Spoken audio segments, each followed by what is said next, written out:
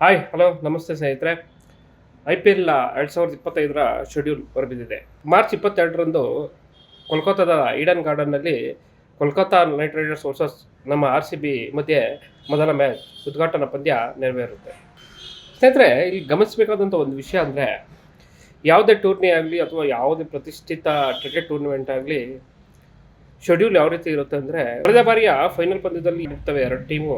ಆ ಟೀಮ್ನೇ ಮುಂದಿನ ವರ್ಷದ ಸೀಸನ್ನ ಮೊದಲ ಪಂದ್ಯವಾಗಿ ಆಡಿಸೋದು ವಾಡಿಕೆ. ಇದು ಕೇವಲ IPLಗೆ ಸೀಮಿತ ಅಲ್ಲ, ವಿಶ್ವಾದ್ಯಂತ ನಡೀತಿರುತ್ತಂಥ ಯಾವುದೇ ಕ್ರಿಕೆಟ್ ಲೀಗ್ನಲ್ಲೂ ಕೂಡ ಇದೇ ನಿಯಮ. ಆದರೆ ಆ ನಿಯಮವನ್ನು BCCI ಈ ಬಾರಿ ಬದಲಾಯಿಸಿದೆ. ಕಳೆದ ಬಾರಿ IPL ಸೀಸನ್ನಲ್ಲಿ RCB ತಂಡ ಫೈನಲ್ಗೆ ಹೋಗಿರಲಿಲ್ಲ ಫ್ರೆಂಡ್ಸ್. ಫೈನಲ್ ಆಡಿದ್ದ ತಂಡಗಳು Kolkata Knight Riders versus Sunrisers Hyderabad ತಂಡಗಳು. ಆದರೂ ಈ ಬಾರಿ RCBಗೆ ಮೊದಲ ಪಂದ್ಯ ಕೊಟ್ಟಿರತಕ್ಕಂಥ BCCIನ ನಡೆ ಹಿಂದಿನ ಕಾರಣ ಆದರೂ ಏನಂತ ಹುಡುಕ್ತಾ ಇದ್ರೆ, ಅದು ನಿಮ್ಮೆಲ್ಲರಿಗೂ ಗೊತ್ತೇ ಇರೋಂಥ ವಿಷಯ. RCB ತಂಡಕ್ಕಿರುವಂಥ ಕ್ರೇಜ್ ಇರ್ಬೋದು, RCBಗೆ ಇರುವಂಥ ಅಭಿಮಾನಿಗಳು ಇರ್ಬೋದು.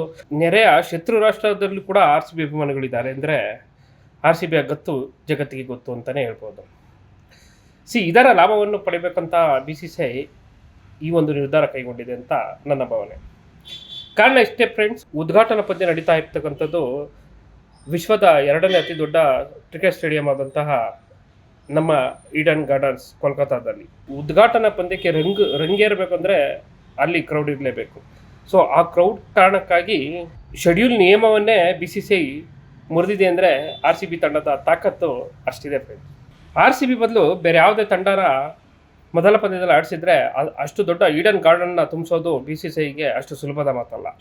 ಅದು RCB ತಂಡಕ್ಕೆ, RCB ಅಭಿಮಾನಿಗಳಿಗೆ ಇರುವಂತಹ ಒಂದು ಬದ್ಧತೆ ಫ್ರೆಂಡ್ಸ್. RCB 18 ವರ್ಷದಿಂದ ಕಪ್ ಗೆದ್ದಿಲ್ಲ, ಬಟ್ ವಿಶ್ವದ ಮೂಲೆಯಲ್ಲಿ, ಅದು ಕ್ರಿಕೆಟ್ ಗೊತ್ತಿಲ್ಲದಂಥ ದೇಶದ ಜನಗಳ ಬಾಯಲ್ಲಿ ಕೂಡ RCB ಇದೆ ಅಂದರೆ ಅದು IPL ಕಪ್ಗಿನ ದೊಡ್ಡದೇ ಅಲ್ವಾ ಫ್ರೆಂಡ್ಸ್.